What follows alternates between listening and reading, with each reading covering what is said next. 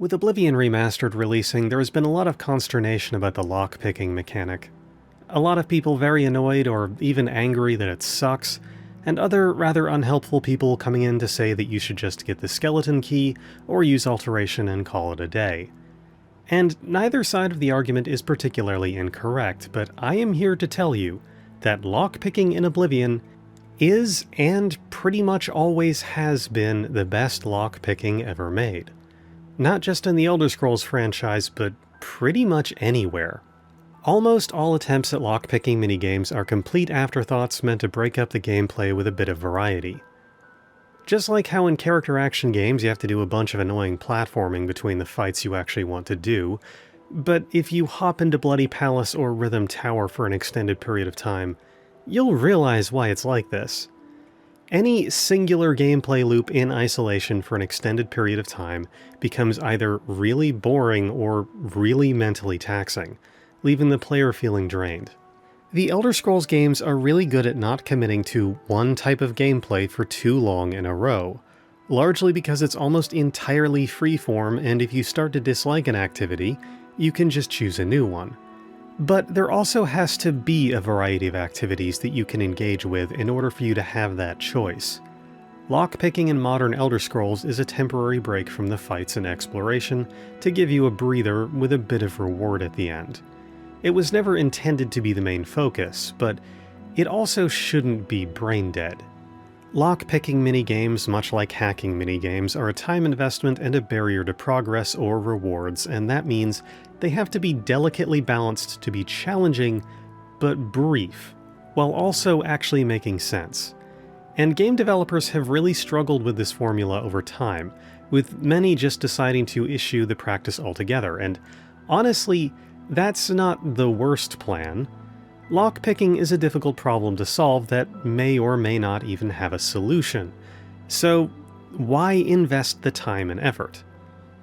Well, I tend to like lockpicking minigames, enough to actually put quite a few hours into hobby lock cracking myself, although there really isn't much to learn. So I figured I'd examine just how this has been tackled throughout the Elder Scrolls and a few other notable places. We'll start from the beginning. The Elder Scrolls Part 1, Arena. It's okay to admit you've never played this game, it's legitimately terrible.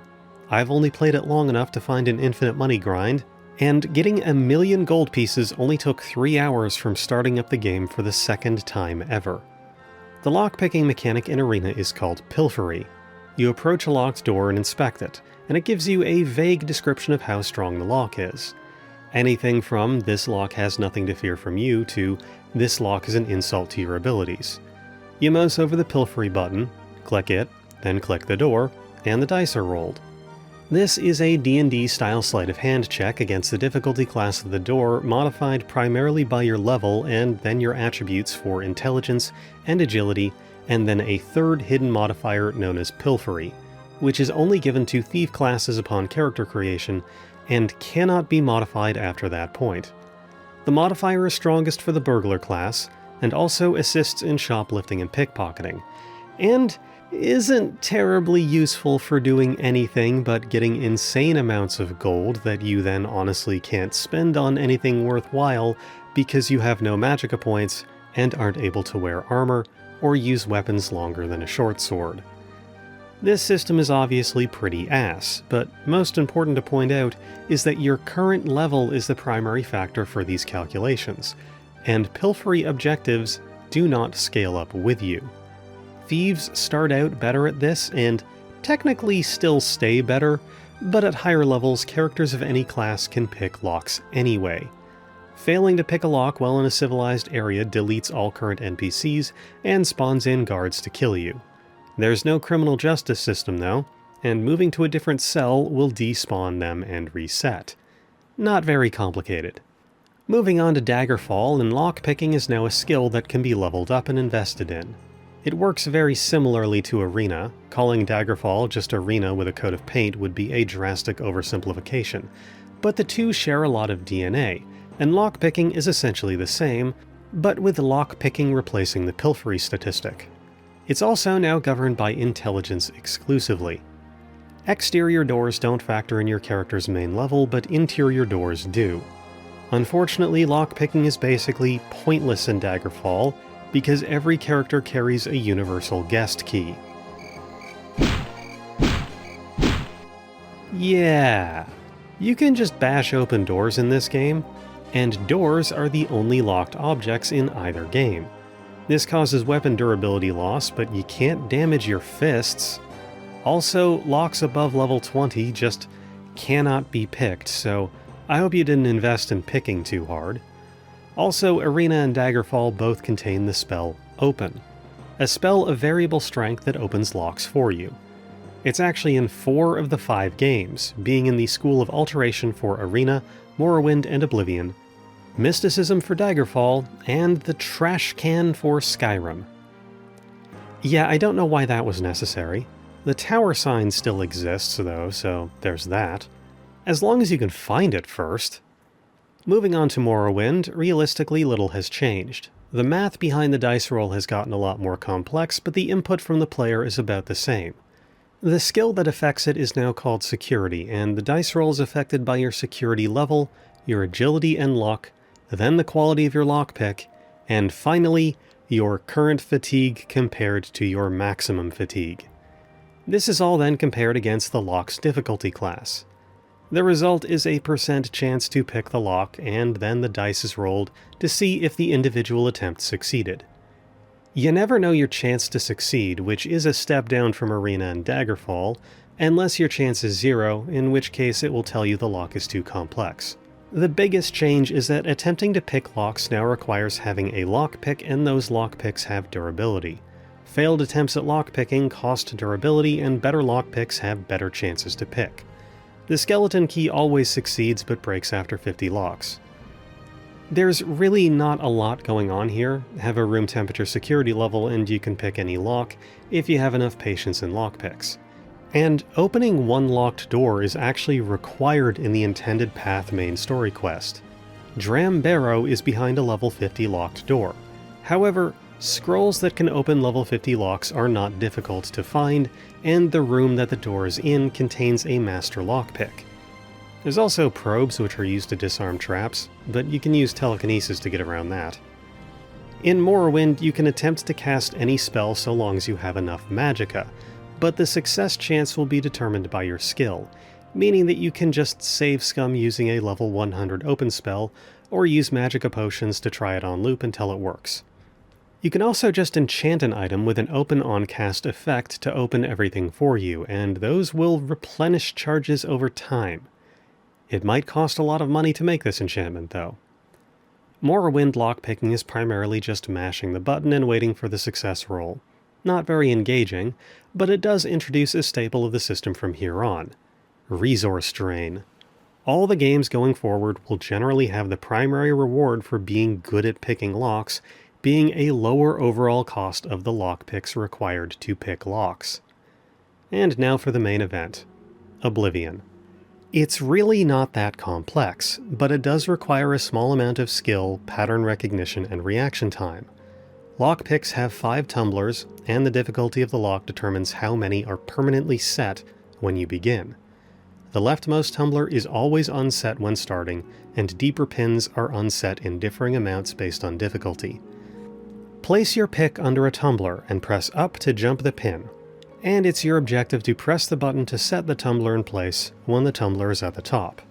The tumbler will jump up at different speeds each time you strike it, but each speed is a set pattern and has its own amount of active frames at the top where you are safe to set the pin. And if you attempt to set the pin outside of those frames, the lockpick breaks, and any pins that you have already set yourself will fall down in an amount determined by your security level. Pins that were set when the lockpick was begun never fall. There is one trick to lockpicking, and that is that if you recognize that you just jumped the pin at a speed that you can pick, you can hold up on your pick to continually jump the pin, and the speed will be identical continuously. Honestly though, I've never found that trick to be very useful, mostly because I've learned to recognize the correct patterns and always exploit it or fail the first time. Here's the dirty secret about Oblivion's lockpicking. There is one speed pattern that is correct. This is the pin jump that you are expected to use to set the tumbler, and attempting to set it without using that pattern is possible, but not very likely. This speed has the longest window for setting the pin, and the random chance of it being the speed that is generated each pin jump scales with your security level compared to the lock's difficulty. You can pick any lock at any security level, but it will take you longer to pick a very hard lock at 5 security because you have to wait longer for the correct pin animation to trigger, and then do that 5 times in a row without losing your attention or patience. You can see this effect plain as day by abusing the glitch to get security XP by spamming the pin set button on an already set pin until you hit level 100, and then trying any lock. The pin will now always have the best speed and never jumps quickly. This makes your security skill matter, in a roundabout sort of way, but also means that player skill is the primary factor. Leveling up security isn't particularly important, but it is convenient. The strength of this system is that it does actually feel like picking a lock, and hard-to-open locks feel like a rather involved process. Also, there are real consequences to failure. Screw up that last pin set on a very hard lock and your heart will sink as you see all 5 pins back in their default position. This adds tension, and makes success feel more satisfying. Picking high-level locks at a low security level is a tightrope walk. Experienced players feel like they are really asserting their mastery of a system, and getting away with something they really shouldn't, which is a core aspect of the appeal of lockpicking, whether it be in a video game or real life. The weakness is that it can take a really long time to crack a chest that ultimately has 10 to 60 gold inside, depending on your level. These chests also have a 10 to 25% chance to contain a pull in a loot table of minor loot, jewelry, magical or plain equipment, scrolls, potions, etc. But not every pull can be a limited 5-star spook. If you've ever been over level 20 and run Robber's Glen Cave every 3 days, you'll know that the loot tables on these chests is actually insane once the loot table escapes the lower level scale. Regularly dropping items like the Mundane Ring, which is worth 21,000 gold, and just straight up making Bretons immune to all spells. Of course, at lower levels, the best pulls you can probably hope for is a leather shield with 6% reflect or something, which is honestly still pretty game-changing, but only mathematically. The complaints that this system is too difficult simply come from not really understanding how it works. Potentially people who are more familiar with the lockpicking from Fallout or Skyrim and expect to succeed quickly with no friction. And we'll get to that. The fact of the matter is that locks are meant to be difficult on purpose, and if you don't possess the familiarity with the system or the security levels requisite, then you don't really need to bother. Forget about the locked chests, those grapes were probably sour anyway, and maybe invest in alteration levels or buy scrolls that can open locks for you, or use the Tower Doomstone that gives you open hard lock once per day. Or, dare I say, get the skeleton key and spam auto-attempt. Lockpicking was made more difficult and time-intensive with the intent that it would push players to find different solutions. An obstacle that only has one possible solution isn't very engaging. Oblivion gives you options. If "you're not intended to succeed every time" is a phrase that hits you the wrong way, then there's no delicate way to say this. You have been coddled by modern game design. Pat Boivin, formerly of the Super Best Friends, is quoted as saying, "Friction is where the sparks fly," after which he explained that a game mechanic cannot be particularly interesting or engaging without the system at least attempting to make you lose. And this is where we move on to Fallout and Skyrim's lockpicking. Fallout 3 was released between Oblivion and Skyrim, and while it is basically Oblivion with guns, it overhauled the lockpicking mechanic into the most modern iteration. You have a playing field of 90 degrees, and somewhere on that playing field is a sweet spot within which your bobby pin must be in order for the lock to open. From a simulation aspect, this is hilariously inaccurate, but honestly, who gives a shit? You find the sweet spot by applying pressure. How much the pressure moves the lock shows you how close you are, but not in which direction. Finding the sweet spot is a simple process of triangulation, attempting 2 or 3 different locations on the playing field, recording their reactions mentally, and then splitting the difference. It's not particularly mentally taxing or difficult, and requires no reaction time. It's just barely above what I'd consider possible to train a house pet to achieve. The difficulty comes from the fact that more difficult locks have a smaller sweet spot, and therefore triangulating the exact location becomes a trial and error affair. The size of the sweet spot at any particular difficulty level is affected by your skill in lockpicking, and at low difficulty locks usually have a sweet spot so comically gigantic, you usually start in the correct position by default. But mostly you try the lock in the middle, then try either the left or right and see what gives. Then do the same thing again until the lock clicks. Each time you apply pressure to the pick and the lock doesn't open, then the durability of your pick decreases. Since you're flying blind and need to tension the lock to acquire the information requisite to find the sweet spot, you effectively have a limited number of information reads before your pick breaks. Breaking your pick has no negative consequences, beyond just losing a lockpick, however, and lockpicks are ubiquitous and cheap. The location of the sweet spot hasn't changed, so more difficult locks just become a practice of spending lockpicks on them until it opens regardless of individual or player character skill. It's a process of elimination after all, and you can simply pick any lock by trying enough different positions without even paying attention to the feedback that you're receiving. However, lockpick durability reset between lockpicking attempts, so if you knew how the system worked, and your lockpicking skill was high enough to get that juicy sweet spot, you could just use one lockpick forever.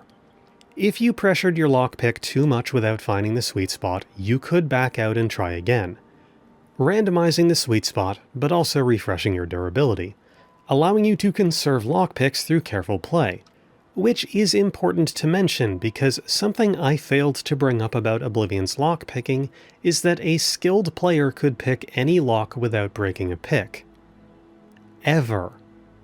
In classic Oblivion, there was actually a sound cue for the correct pin animation, so a skilled player could actually crack any lock with a single pick while blindfolded. The sound cue has been removed from Remaster, unfortunately, but it was perhaps a bit overpowered, so that's fine. I felt it was important to talk about that because Skyrim's lockpicking is the same as Fallout 3's, except lockpick durability is maintained between attempts, and between locks. Since you always need to tension a lock in the wrong position at least once, unless you have godlike luck or are a clairvoyant, then lockpicks will always break eventually. And it's not uncommon to finish picking a lock with your pick durability at effectively 0, which means that the next time you try to pick a lock you will tension the lock to get started and snap your pick instantly, causing you to sit and wait for the lock to reset and try again in earnest. Somewhat tellingly, lockpicking XP is granted by breaking lockpicks, so this feeling of unavoidable failure can at least be accompanied by the progress bar going up a bit. And if you ever wondered why Skyrim bothered putting the progress bar for your lockpicking level on screen the whole time, this is why. Yeah, it's kinda manipulative, isn't it? They realized broken lockpicks were unavoidable in this system, so losing the lockpicking minigame had to have absolutely no consequences for failure. In fact, there are benefits to failure, which is not what I'd consider to be a system that has friction or feels rewarding. Yes, the ability to reset locks in Fallout 3 might give the player a perfectionist compulsion to perform better at what is effectively gambling, but this was not the solution. Proponents of this system will point out that it's much faster than Oblivion's lockpicking, which is true to a point. It actually can take longer if you're trying to pick a particularly hard lock at a lower level. Thankfully, Skyrim allows any character to pick any lock, although you're obviously not intended to pick a lock if you haven't acquired the perk to make picking those locks easier in your skill constellation. But that's never stopped any of us. Fallout actually has the worst of all worlds by having stat-locked locks that you can't even attempt without the right skill level, and also having the minigame. There's also a perk to make lockpicks never break, which I guess prevents you from having to wait through the snap and reset animation, but by that point, honestly, who cares?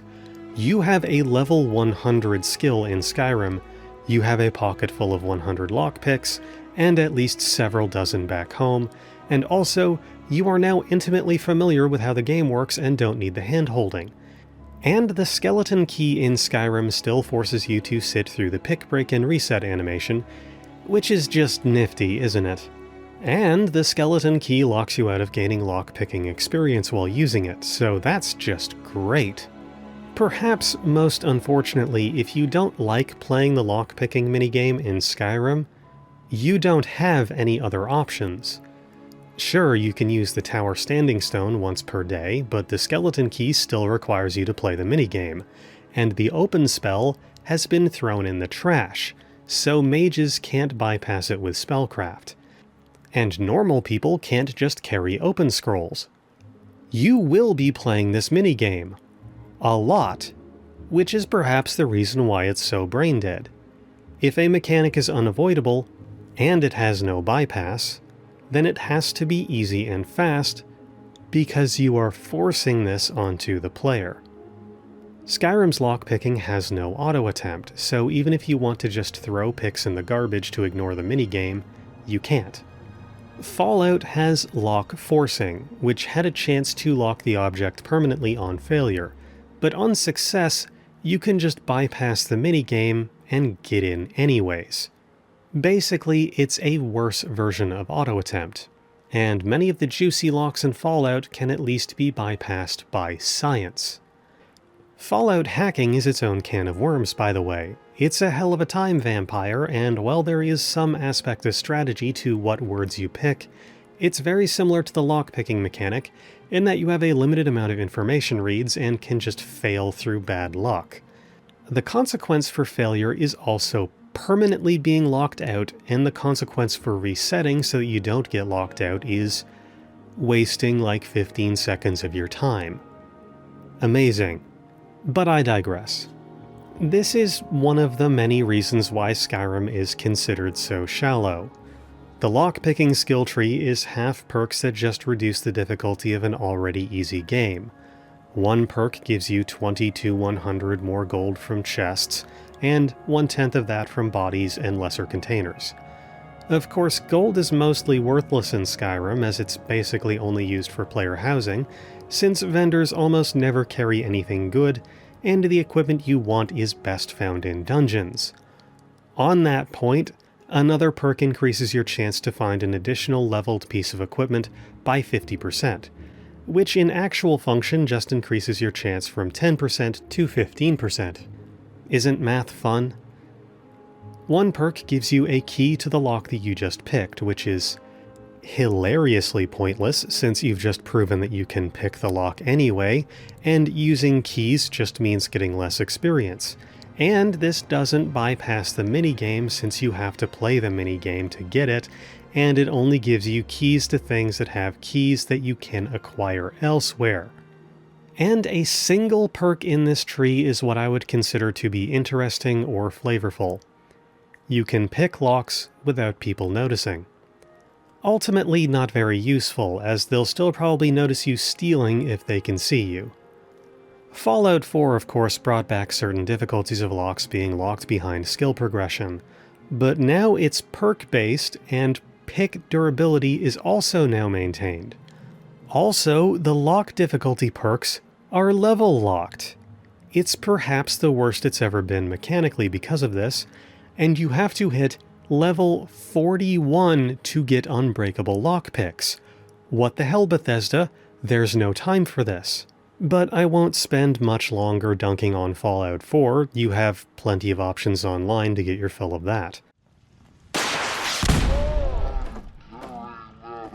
Of course, Bethesda games don't have the monopoly on lockpicking minigames, but you may be shocked to learn that very few other developers even try. The lockpicking in Metal Gear Solid 5? Approach the door and wait a minute. It makes you vulnerable and openly visible the whole time, so it has the tactical realities of lockpicking covered, but doesn't ask you to actually do anything. Deus Ex? Well, it was removed from Human Revolution, but basically it's a variant of Morrowind's system. Your skill determines how many picks it's going to take, and therefore how long you'll be open and exposed and how much of your resources it'll drink. The Outer Worlds uses basically the same system. Assassin's Creed 3? Locate the tension angle. That's not a thing that exists. Find the raking angle? Well, that's definitely what raking looks like, but somehow they made it more complex and difficult in-game than in real life. I love Sleeping Dogs for reasons I can't properly explain. It's mostly because of the combat, but also, basically every aspect of it has been gamified in some way. From setting high scores for clean driving in the open world and giving cars their own basic attack mechanic, to giving you buffs for having a responsible morning routine. But that game has what looks like an in-depth lockpicking minigame that in actuality is just a momentary diversion with no stakes or consequences.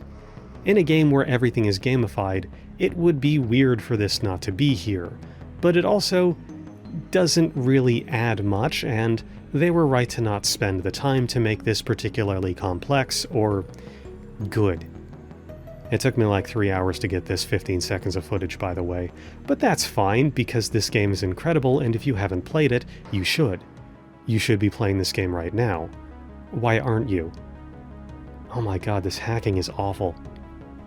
Ever played Alpha Protocol? Me neither. I was shocked to find it in my Steam library. Must have been from a Humble Bundle. Tranquilizer gun, huh? Let's give it a shot.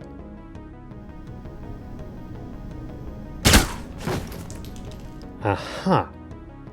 I don't think a tranquilizer round is supposed to through and through a person's skull.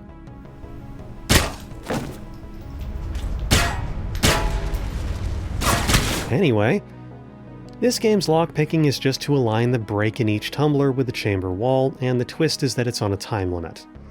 Why? Because it needed a fail state and something to tweak for higher stats. Oh my god, this hacking is awful. Splinter Cell Chaos Theory absolutely hates being recorded by OBS, and it has what appears at first blush to be the most complex lockpicking minigame. But it is quite literally just button mashing. Each pin on the lock is associated with a movement key. You don't know what the key is until you press the right one, so you just face roll it. There's no skill here. There's no failure condition. The only thing at stake is how much time it takes. Time that you may be spending out in the open without the ability to fight back.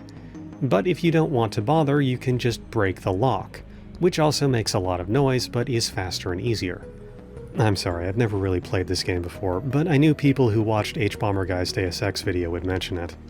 Although this minigame is brain dead, I have to say that it does feel like how real lockpicking feels, albeit way faster and more satisfying. If you do pin-by-pin picking, it's basically just trial and error, but real lockpicks don't break. The only thing that breaks is the lock itself, so never pick a lock that is actually used for anything important. And of course, don't pick locks that don't belong to you, legal disclaimer and all that. I pick padlocks that I own and aren't attached to anything, because I can never keep my damn hands still. Finally, there's Kingdom Come Deliverance. I remember getting my ass blown out by this minigame on launch, and I don't know if it was patched or something, but now it's trivial. Maybe I was playing on controller and moved to keyboard, but basically you have to locate a sweet spot and then move your cursor with the sweet spot as the lock rotates. Your cursor will vibrate while the lock is in motion, which means you have to nestle it right in the center of the sweet spot, and be on top of it, or it'll just fall out and snap your pick and make a loud noise that everyone in a wide radius will investigate. It's actually pretty easy, but unfortunately it falls into the Fallout category of straight up not letting you even attempt higher level locks until you reach the requisite skill level. Thankfully, there's a bit of an exploit in which the Luck of the Drunk perk is bugged to be way stronger than it should be, so you can pick locks way higher than your skill level if you just take a sip of liquid courage first. People will be able to hear it from farther away, but in this game it's best to only pick locks that are out in the woods, or after you've smothered everyone in their beds. KCD's lockpicking is pretty much entirely optional to my knowledge, and that's great because there's no bypass. For the most part, if you're feeling spicy, you can just kill, pickpocket, or rob the people who own the key to the lock, but chests from treasure maps never have a key. By the way, the pickpocketing in this game is incredible, but that's a topic for another video. So, in conclusion, I do believe that lockpicking was best done in Oblivion, if only for utter lack of competition. Modern game design seems to have identified the issue that lockpicking is at best a mild annoyance, and at worst, pace annihilating. I strongly believe that it only exists in Fallout 4 and Skyrim because stripping it out would have been just one more feature streamlined and removed, and those games have had so much of their core identity completely destroyed in the interest of accessibility and ease of development, and that one more glaring omission might have been the last straw. There's also the concept that lockpicking in media is portrayed wrong on purpose, since it can easily be an illegal activity, and therefore it's best for the information to remain esoteric. Although I'm sure most of you already follow the lockpicking lawyer and are aware of just how little there is to know to begin with. Oblivion's lockpicking isn't great or anything, and I think the criticism that it takes too long and is often not rewarding are legitimate.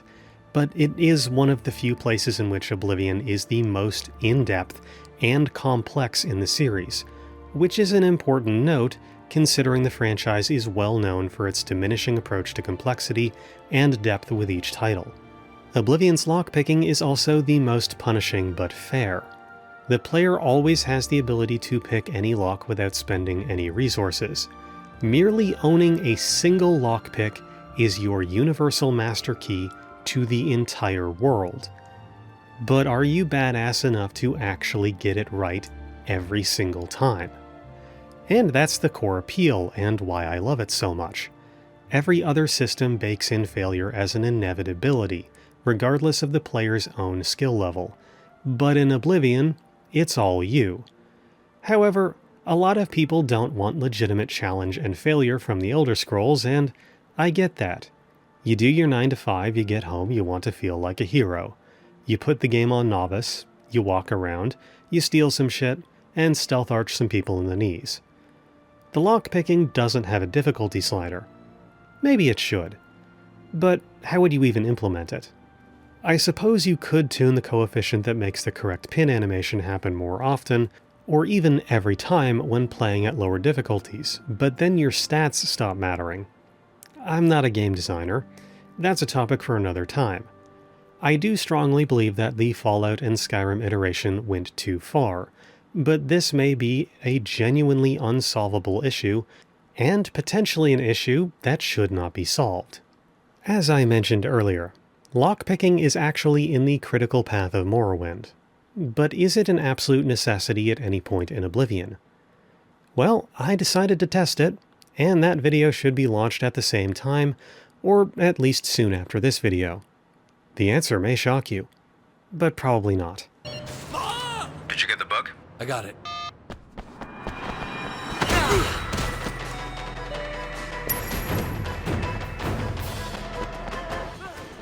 Sir? Sir! You forgot that you were stealing my bag. Classic.